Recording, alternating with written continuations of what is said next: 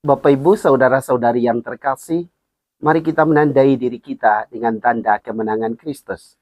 Dalam nama Bapa dan Putra dan Roh Kudus. Amin. Amin. Allah Bapa Maha Mulia, kami bersyukur atas kehadiran Putramu bersama kami. Semoga kami mengakui Dia yang Kau utus untuk menganugerahkan keselamatan kepada kami. Dan semoga dari hari ke hari, kami selalu membuka hati kami mendengarkan firman kebenaran-Mu. Doa ini kami sampaikan kepadamu dengan perantaran Kristus Tuhan kami. Amin. Tuhan bersamamu Dan bersama rohmu. Inilah Injil suci menurut Matius. Dimuliakanlah Tuhan. Sekali peristiwa, Yesus berkata kepada imam-imam kepala serta tua-tua bangsa Yahudi, "Dengarkanlah perumpamaan ini. Seorang tuan tanah membuka kebun anggur dan menanam pagar sekelilingnya. Ia menggali lubang tempat memeras anggur dan mendirikan menara jaga di dalam kebun itu.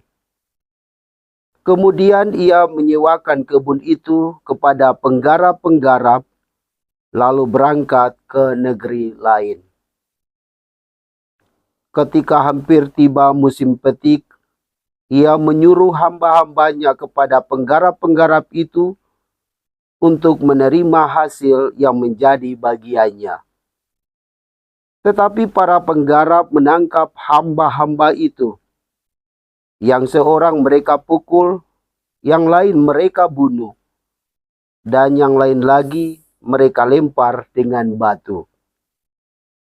Kemudian tuan itu menyuruh pula hamba-hamba yang lain, lebih banyak daripada yang semula. Tetapi mereka pun diperlakukan sama seperti kawan-kawan mereka. Akhirnya tuan itu menyuruh anaknya kepada mereka.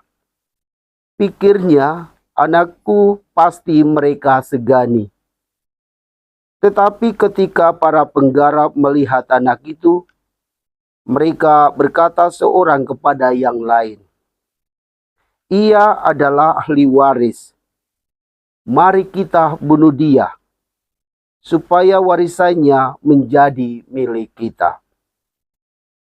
Maka mereka menangkap dia dan melemparkannya keluar kebun anggur itu, lalu membunuhnya. Maka apabila tuan kebun anggur itu datang, apakah yang akan dilakukannya dengan penggarap-penggarap itu? Kata imam-imam kepala dan tua-tua itu kepada Yesus, "Ia akan membinasakan orang-orang jahat itu, dan kebun anggurnya akan disewakannya kepada penggarap-penggarap lain yang akan menyerahkan hasil kepadanya pada waktunya." Kata Yesus kepada mereka, "Belum pernahkah kamu baca dalam kitab suci, batu yang dibuang oleh tukang-tukang bangunan telah menjadi batu penjuru? Hal itu terjadi dari pihak Tuhan, suatu perbuatan ajaib di mata kita. Sebab itu, aku berkata kepadamu, kerajaan Allah akan diambil daripadamu dan akan diberikan kepada suatu bangsa yang akan menghasilkan buah kerajaan itu." Mendengar perumpamaan Yesus itu, imam-imam kepala dan orang-orang Farisi mengerti bahwa merekalah yang dimaksudkannya.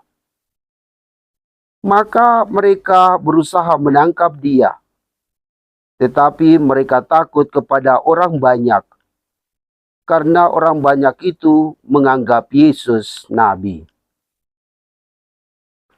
Demikianlah sabda Tuhan. Terpujilah Kristus. Shalom Bapak Ibu, saudara dan saudariku yang terkasih. Sabda Tuhan hari ini berbicara tentang perumpamaan kebun anggur. Dikatakan bahwa ada seorang yang memberikan kebunnya kepada penggarap-penggarapnya. Kemudian dia pergi ke negeri lain. Ketika pemilik itu tahu bahwa musim panen telah tiba, ia mengutus para utusannya untuk mengambil hasil itu. Akan tetapi para penggarap itu membunuh mereka, menolak mereka. Lalu pemilik itu berpikir bahwa mungkin ketika ia mengutus anaknya sendiri, para penggarap itu segan kepadanya. Sehingga akhirnya ia mengutus anaknya ke kebun anggurnya. Akan tetapi anaknya juga diperlakukan seperti utusan-utusan sebelumnya. Bahkan anaknya dibunuh dengan harapan mereka mengambil alih warisan dari pemilik kebun anggur itu. Bapak, Ibu, Saudara, dan saudariku yang terkasih, pemilik kebun anggur adalah Allah. Kemudian kebun anggur adalah kita sendiri. Lalu ketika Allah memberi tugas kepada kita, kadang kita tidak melaksanakan tugas itu dengan baik. Sehingga Allah mengutus para nabi ke tengah-tengah kehidupan kita.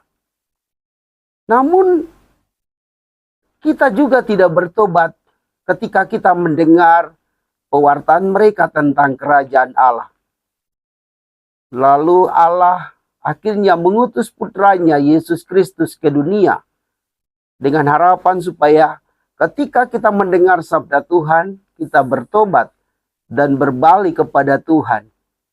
Tapi malah kita terus melakukan dosa, akhirnya Yesus harus mati demi menyelamatkan kita semua. Bapak, Ibu, Saudara, dan saudariku yang terkasih, semoga dengan pengorbanan Yesus bagi kita, membuat kita sadar bahwa Allah telah menyelamatkan kita dari salah dan dosa kita. Maka mari kita selalu bersyukur kepada Tuhan atas karya keselamatan yang telah kita terima, dan kita terus-menerus menjaga keselamatan itu di dalam kehidupan kita dengan cara berusaha semaksimal mungkin untuk tidak jatuh di dalam salah dan dosa. Bapak, Ibu, Saudara-saudari yang terkasih, semoga dalam masa Prapaskah ini kita terus mengandalkan Tuhan untuk menolong kita sehingga kita dapat melakukan firman Tuhan dengan baik dan mengurangi segala kejahatan yang sering kita lakukan dalam hidup ini. Semoga demikian. Amin. Marilah kita berdoa.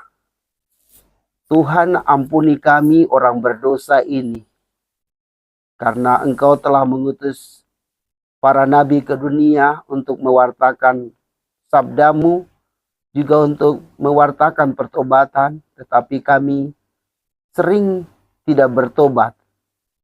Kami selalu melakukan salah dan dosa, sehingga akhirnya Engkau mengutus putramu ke dunia untuk membantu kami pula. Namun sering kami tidak mendengarkan firman Tuhan, kami mengikuti ego kami, sehingga kami jatuh lagi dalam salah dan dosa.